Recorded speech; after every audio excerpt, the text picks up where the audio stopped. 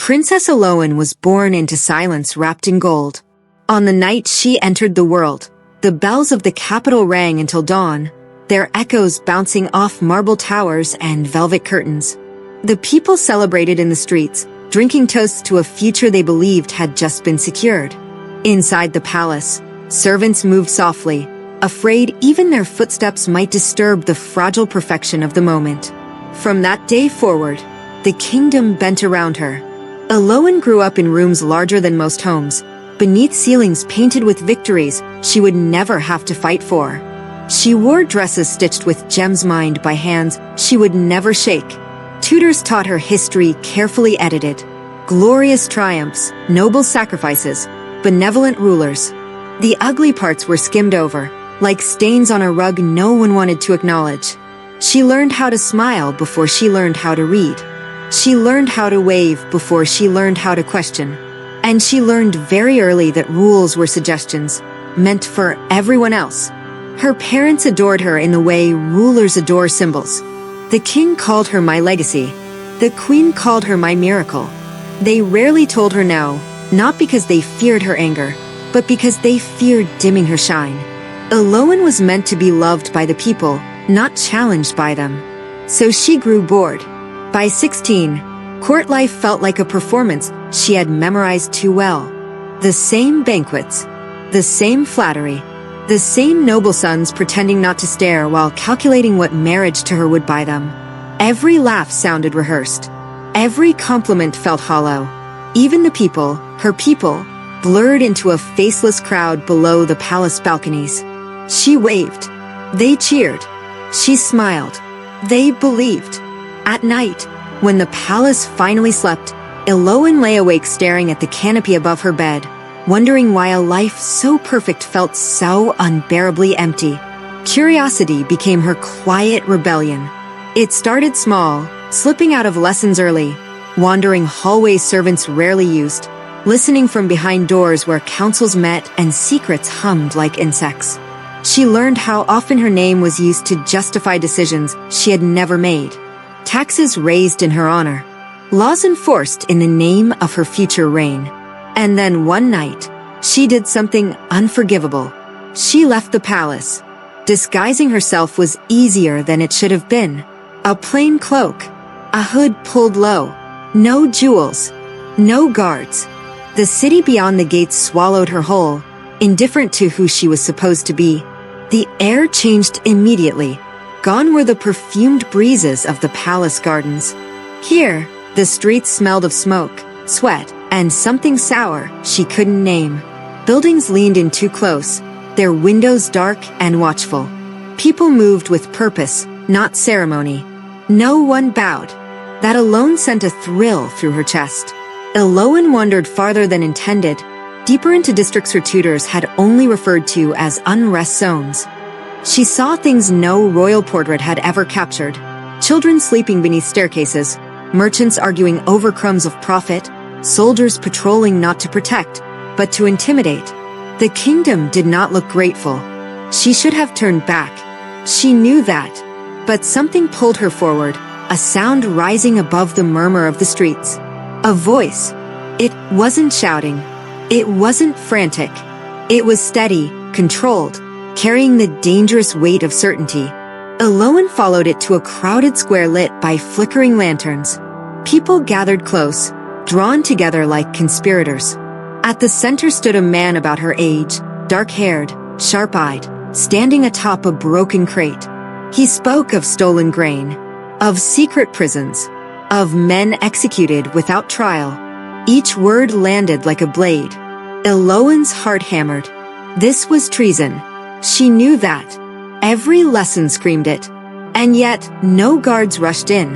No one stopped him. The crowd listened, hungry, angry, alive. This kingdom does not belong to a family, the man said calmly. It belongs to the people who bleed for it. A ripple of agreement passed through the crowd. Elowen felt something unfamiliar tighten in her chest. Fear. Excitement. No, recognition. She had heard these complaints before, whispered by servants who fell silent when she entered a room. She had seen ledger pages quickly hidden, faces that harden the moment royal carriages passed. This man wasn't inventing anger. He was giving it a voice. Someone shoved past her, jostling her shoulder. She stumbled, and the man on the crate looked directly at her. Their eyes met. For a heartbeat, the world narrowed to that single moment. He didn't bow. He didn't soften his gaze. He didn't recognize her at all. And for the first time in her life, Elowen wasn't a princess. She was just a girl in a crowd, unseen and unprotected. The man finished his speech shortly after, stepping down as murmurs swelled around him. People argued, planned, whispered. Elowen stood frozen, pulse racing, until he moved past her. "Wait," she said without thinking. He turned, wary.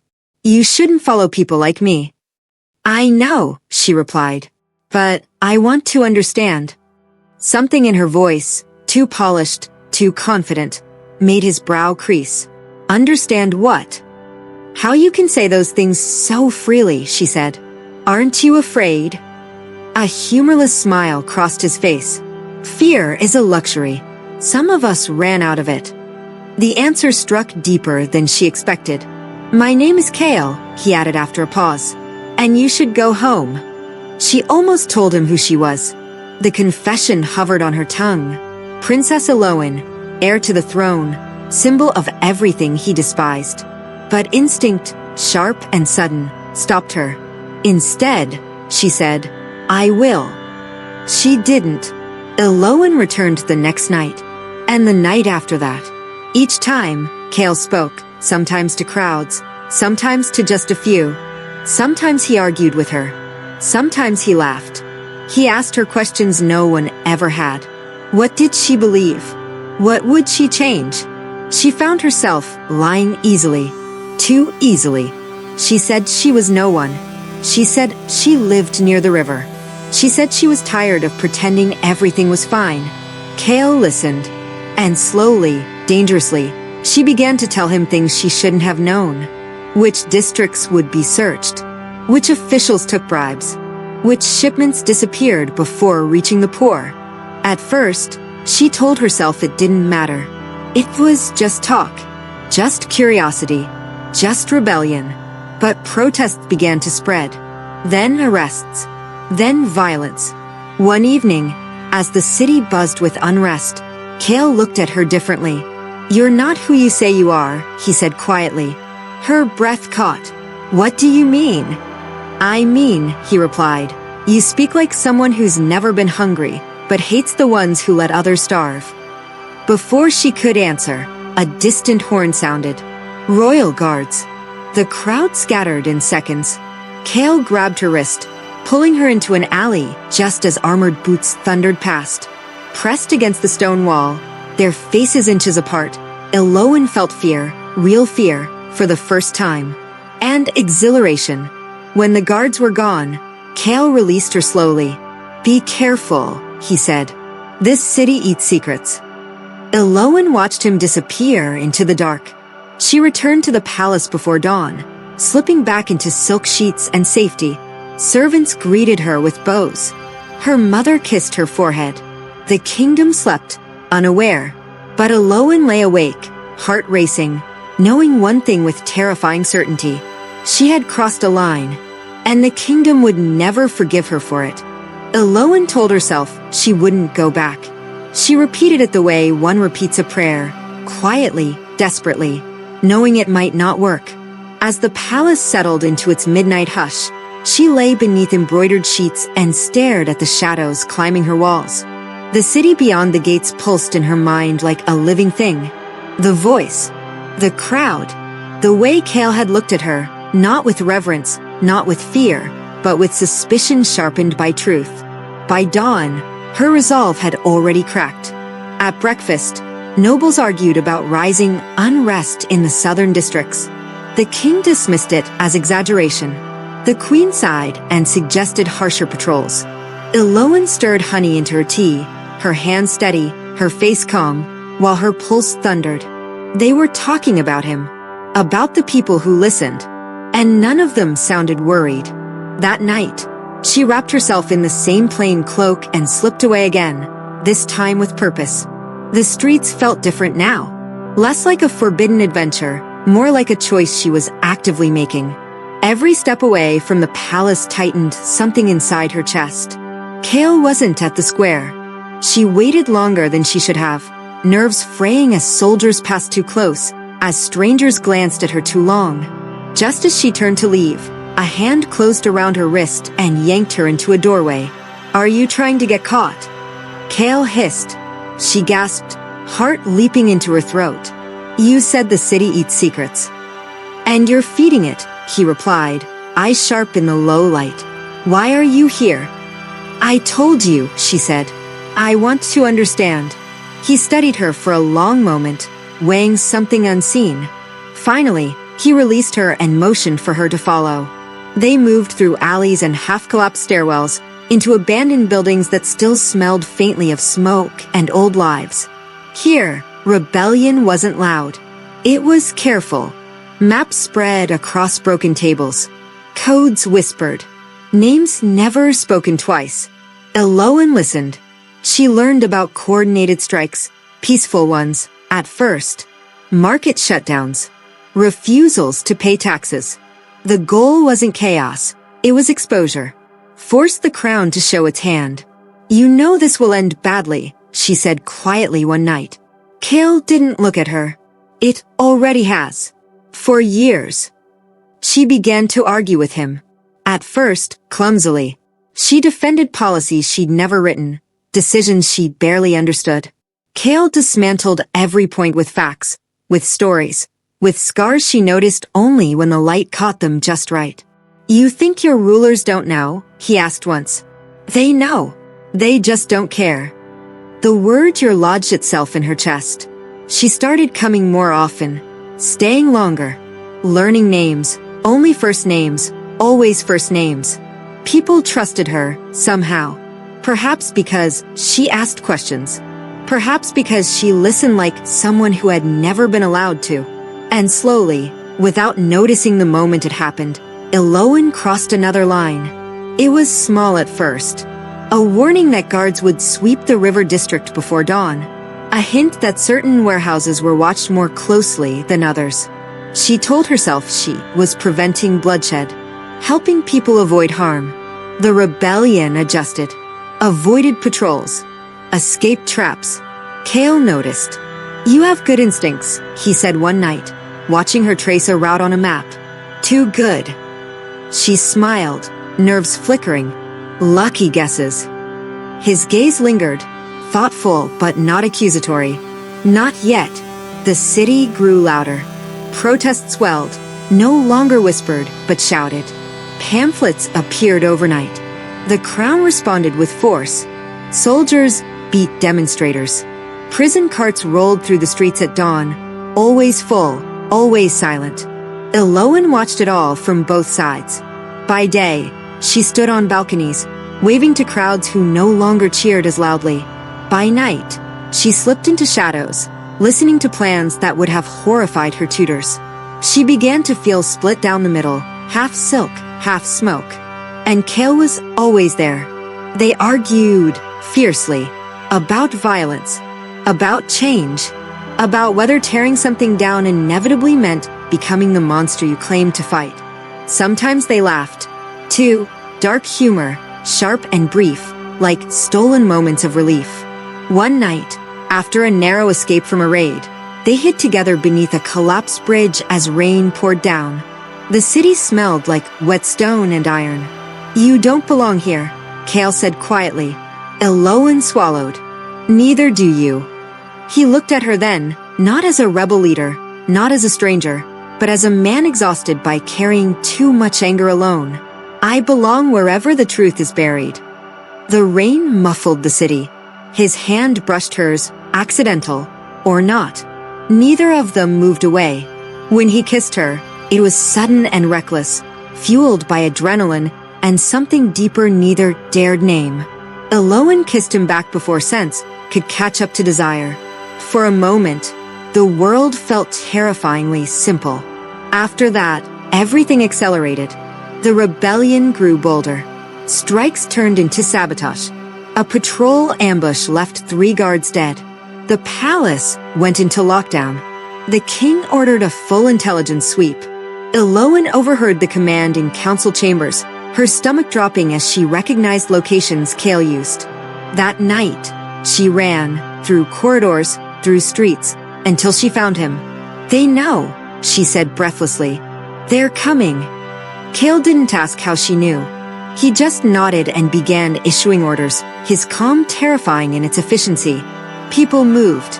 Supplies vanished. Meeting points shifted. Lives were saved.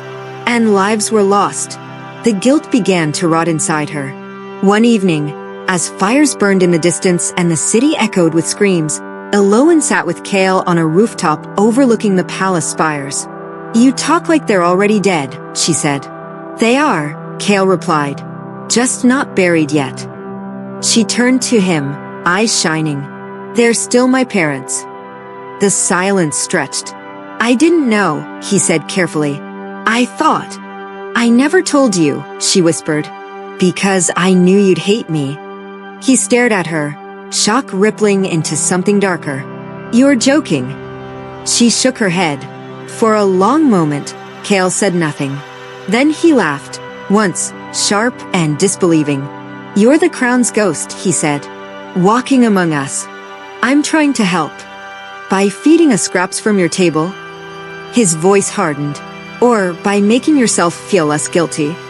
The words cut deep because she didn't know the answer. Before she could speak, shouts echoed below. Guards surged into the streets, torches flaring. Someone had betrayed them. Kael grabbed her arm. "You can't come with us anymore." Her heart clenched. "What?" "If they catch you," he stopped himself, realization dawning. "If they catch me with you." "I don't care," she said. "I choose this." Kael looked at her, torn between fury and something dangerously close to hope. Then he leaned in, his voice low and fierce. "If the people knew what your family has done," he said, "they'd burn the palace to the ground." Elowen held his gaze, fear and defiance warring inside her. She kissed him anyway. From the shadows across the street, unseen by either of them, a figure lowered a spyglass and smiled. The kingdom woke to whispers. They slipped through taverns before dawn, curled around prayer halls, and crept along market stalls where merchants leaned close and spoke in half-breaths. By midday, the whispers had teeth. By nightfall, they had a face. The first pamphlets appeared pinned to doors and pressed into trembling hands, rough paper, cheap ink, and a single image etched in brutal clarity. A man with dark hair and fire in his eyes. A woman cloaked and hooded, her face unmistakable despite the shadows. The rebel leader, the crown princess, kissing. The city erupted. Crowds gathered, not in protest but in shock. Some tore the pamphlets down and burned them. Others collected them like relics. Soldiers trampled through the streets, ripping papers from walls, beating anyone who hesitated too long. But it was too late. The image spread faster than the guards. Inside the palace, the air shattered. Elowen was pulled from her chambers before she even understood what had happened. Hands gripped her arms, firm but shaking, as she was marched through corridors she'd walked her entire life, now lined with stone-faced guards who would not meet her eyes. The council chamber doors slammed open. The king stood at the head of the table, fists planted against polished wood, his crown discarded beside him. The queen sat rigidly, face pale, fingers clenched so tightly around her handkerchief it had begun to tear. The image lay on the table between them. Elowen recognized it instantly. Her breath caught. "It's a forgery." "No," the queen whispered. "It isn't." Silence fell, thick, suffocating. "Tell us it's a lie," the king said, his voice dangerously quiet. "Tell us this is some rebel trick." Elowen looked at her parents, the people who had shaped her, protected her, lied to her. She thought of Kael's words, of blood on stone, of the city burning in slow motion. "I won't," she said. The word struck like a hammer. The queen sobbed. Not loudly, not dramatically, just once, a sound torn straight from her chest. The king turned away, rage cracking through his composure. "You have no idea what you've done," he said. "I do," Elowen replied. "I finally do." The council erupted. Shouts, accusations, demands. Some called for her imprisonment, others for her public execution. A few, braver or more foolish, whispered that perhaps the princess had seen something they hadn't. That was when the king made his mistake. He ordered a purge. The streets flooded with soldiers before nightfall. Homes were searched without warrants. Known sympathizers were dragged from their beds. Fires were set to entire blocks for containment. The monarchy chose fear over restraint, and fear answered with fury. Riots exploded across the capital. Barricades rose. Bells rang not in celebration, but in warning. The image of Elowen and Kael became a symbol, proof that even royal blood had turned against the throne. From her locked chambers, Elowen watched smoke rise beyond the palace walls. Every scream felt personal. She demanded to see Kael. The guards refused. She screamed. She threatened. She shattered a mirror with her bare hand. Still, Kael did not come. By morning, rumors reached her through servants who no longer met her gaze. Kael had vanished.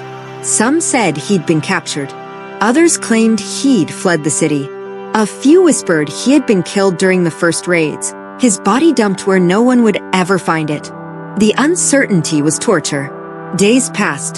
The palace transformed into a fortress. Elowen was no longer paraded before the people. Official statements claimed she was ill. The queen refused to see her.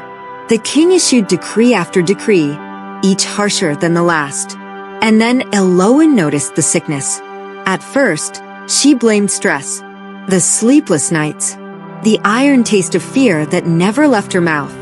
But when the dizziness worsened, when her body betrayed her in quiet, undeniable ways, the truth clawed its way to the surface. She was pregnant. The realization hollowed her out. The child of a rebel and a princess. Proof of treason living beneath her heart. There would be no hiding it forever. No spin gentle enough to contain it. The kingdom would tear itself apart. When she told the queen, it broke something final between them. "You should have died before letting this happen," the queen said softly, venom wrapped in silk. "Now there is no way to erase you."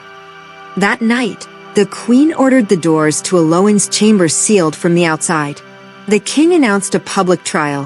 Elowen was brought before the people in chains. The square overflowed with bodies, citizens packed shoulder to shoulder, faces twisted with rage, betrayal, devotion, confusion. Soldiers lined the platform, hands tight on their weapons. The king spoke first, his voice amplified by fury and grief. He named her crimes: treason, sedition, endangering the realm, defiling the crown. When Elowen was allowed to speak, the crowd roared. She scanned the sea of faces desperately, searching for one she knew. Kael was not there. "I stand by what I did," she said, voice trembling but clear. "The truth does not stop being true because it shames us." A stone struck the platform, then another. The crowd surged. That was when a horn sounded from the western gate. Chaos erupted. Explosions thundered as barricades fell.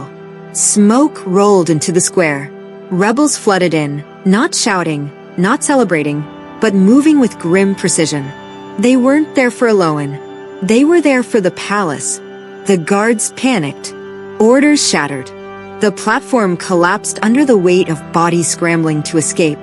In the confusion, Elowen was dragged away, not by rebels, not by guards, but by men in black cloaks bearing the royal seal. She was taken underground, deep beneath the palace, past wine cellars and forgotten halls, into a stone chamber that smelled of damp and finality. The king stood there, waiting. "This ends now," he said. "You are already dead to them." Elowen laughed, a broken sound. "You always taught me symbols matter more than people." The king flinched. "You will disappear," he continued. "No records, no name, no child. History will remember a scandal, not a survivor. And Kael, she asked. The king's silence was answer enough. They locked her in the dark. Above her, the rebellion raged. Bells fell silent one by one. Fires reflected against palace stone.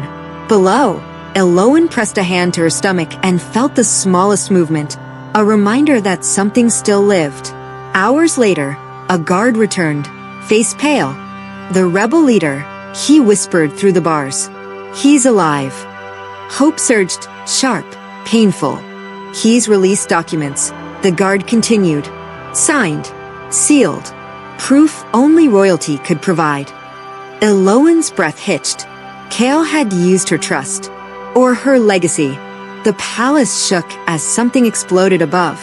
And in the darkness, Elowen understood the final, terrible truth. The scandal had only been the beginning. The crown was already falling. The palace did not fall in a single night. It cracked, slowly at first, like ice spreading across glass, then all at once, in violent, echoing fractures that no decree could mend. From her cell beneath the palace, Elowen felt the collapse long before she heard it. Dust drifted from the ceiling with each distant explosion. The stones groaned, ancient and tired, as if they had been waiting for permission to give way. Screams filtered down through corridors meant to swallow sound. The rebellion had learned the palace's bones. Kael's doing. Elowen pressed her ear to the iron door, heart pounding. Every shout carried questions she could no longer answer. Had he known this would happen? Had he intended to use her from the start? Or had necessity hardened him into something unrecognizable? The lock scraped open. The queen stood there, flanked by 2 guards. She looked smaller than Elowen remembered, stripped of ceremony and certainty, her crown replaced by a simple cloak. Her eyes flicked to Elowen's stomach before hardening. Come, the queen said. We don't have much time. They moved quickly through tunnels Elowen had never known existed. Secret arteries carved into the palace for exactly this moment. Escape routes, hidden chambers, lies made of stone. You're running, Elowen said. I'm surviving, the queen replied. There's a difference. They reached a narrow chamber lit by a single torch. On a table lay a dagger, slim, ceremonial, its hilt inlaid with the royal crest. Elowen stopped. No, she said. The queen picked it up. You don't understand what they'll do if they find you. What they'll do to the child. Then let them find me, Elowen replied. I'll answer for my choices. The queen's lips trembled. You think this is about choices? This is about endings. For a heartbeat, Elowen thought the queen would strike. Instead, she pressed the dagger into Elowen's hand. History is not written by survivors, the queen whispered. It is written by what must be erased. Footsteps thundered closer. The torch flickered wildly. The queen stepped back, tears finally spilling. If they find you alive, the rebellion wins completely. They will have your face, your blood, your child. They will never stop. Elowen's grip tightened around the dagger. For the first time, she understood the depth of her parents' fear, not of death, but of losing control of the story. I won't do it, she said. The queen's expression shattered. Before Elowen could react, the queen reached forward, not to stab her, but to embrace her. It was brief, desperate, human. Then the queen turned and fled down the corridor. Moments later, guards dragged Elowen back into darkness. Above her, the palace burned. The king was captured at dawn. They paraded him through the streets. He had never walked unguarded. Blood streaked his face where a stone had struck him. He did not look at the crowd. He looked at the palace, at banners ripped down and trampled into ash. At sunrise, he was executed. The crown shattered on the stones. By midday, the rebellion controlled the capital. And still, Elowen remained hidden. The official announcement came swiftly. Princess Elowen had died during the siege. Her body, unrecoverable. Her memory mourned. A tragedy folded neatly into the greater chaos. The people believed it because they needed to. Grief is easier than complication. Deep below the ruins, Elowen labored. There were no midwives, no comforts, only one elderly servant who had refused to flee and a basin of water carried from a cracked pipe. Each contraction tore a scream from her throat she could not silence. Sweat soaked her hair. Blood slicked the stone floor. She bit down on a cloth to keep from giving herself away. Between waves of pain, she thought of Kael. She wondered if he knew. She wondered if he cared. Hours blurred into agony until, at last, a cry cut through the darkness, small, furious, alive. Her child, a daughter. Elowen sobbed as she held her, shaking with exhaustion and terror. The baby's skin was flushed, her fists clenched like she already understood the world she'd been born into. "You'll be better than us," Elowen whispered. "You'll have to be." The door opened. The queen stood there once more. She looked broken. Ash streaked her face. Her hands trembled as she stared at the child. For a long moment, she said nothing. Then she knelt. "You should have killed me," Elowen said weakly. The queen shook her head. "I couldn't." She reached out, touching the baby's cheek with reverence and horror intertwined. "She cannot stay with you." Elowen's heart slammed. "No, they will hunt royal blood," the queen said, "but they will crown revolutionary blood." Realization dawned like ice. "You're taking her?" "Yes." "To raise her as what?" Elowen demanded. "A lie." "As a shield," the queen replied. "She will be hidden. She will be safe." "You said history is written by erasure," Elowen said bitterly. "So erase me, not her." The queen closed her eyes. "I am erasing us both." The queen wrapped the child in her cloak. Elowen screamed, dragging herself forward despite the pain. "She's all I have left." The queen hesitated, just long enough for hope to bloom. Then she stood. "I failed you," she said softly. "I won't fail her." When the door shut, Elowen collapsed, the silence heavier than any stone. Days passed. The rebellion declared a provisional council. Kael's name spread through the city like wildfire, hailed as a hero, a liberator, a symbol of truth. Elowen heard it all from whispers carried by guards who didn't know who she was guarding. He never came. The queen vanished from the city with the child. Some said she fled across the sea. Others claimed she joined the rebellion under a false name. No one knew the truth. The dungeons were emptied as part of a grand gesture of mercy. Elowen was among the last released. She emerged into daylight a ghost. The palace was a ruin. The streets were scarred. Statues lay beheaded. The people cheered in the squares where executions had once been held. No one recognized her. She wrapped herself in a stolen cloak and walked out of the capital without looking back. At the city's edge, she paused one last time and pressed a hand to her empty arms. She had lost her crown, her parents, her child, and somewhere, Kael was rewriting the world with the truth she had helped uncover. Elowen disappeared into exile. Behind her, the new kingdom rose. And ahead of her, a future waited, one built entirely on the consequences of her choices. History was written quickly. Too quickly. Within weeks of the palace's fall, scribes filled pages with clean narratives and convenient villains. The monarchy was declared rotten beyond saving. The rebellion was named a liberation. And Princess Elowen, once beloved, once untouchable, was reduced to a single line in the official record. A spoilt princess who betrayed her blood and disgraced her parents. The people accepted it. They needed to. The kingdom needed a story simple enough to survive the chaos. Elowen watched that story spread from the shadows of exile. She traveled under borrowed names, moving from village to village along the borderlands where banners rarely flew and loyalty shifted like sand. She worked for bread, slept in barns, learned how cold the world was when silk and servants were stripped away. Everywhere she went, people talked.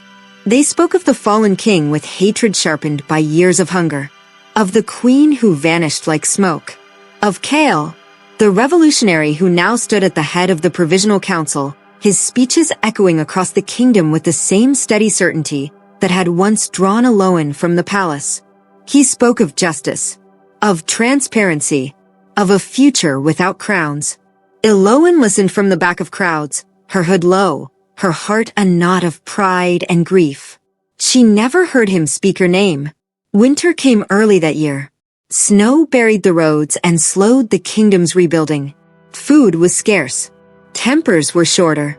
The council's promises stretched thin under the weight of reality. It was easier to tear down a tyrant than to feed a nation.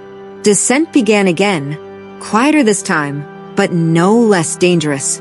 Elowen sensed it before the rumors reached the taverns.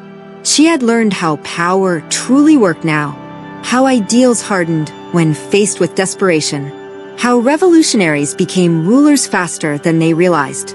And Kael was ruling. One night, in a border town thick with smoke and unease, Elowen saw something that stopped her breath. A procession. Not a royal one, but close enough to ache.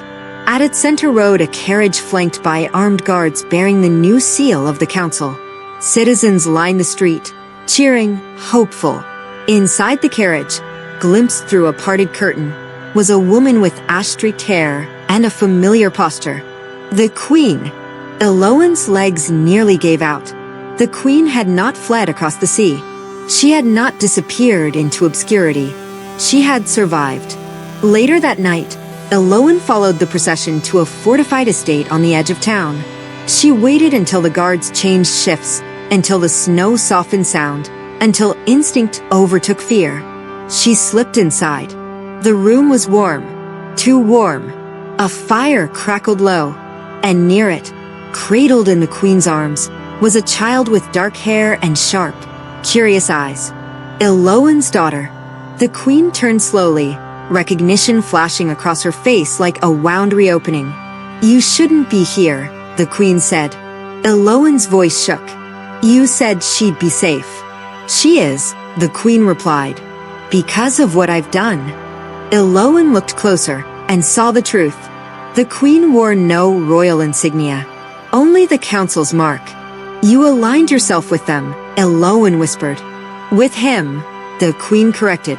"Kael needed legitimacy. I gave him counsel, structure, the illusion of continuity."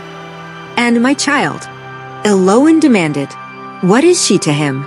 The Queen hesitated. Elowen already knew. "She is the future," the Queen said quietly. "A bridge. Royal blood without the crown.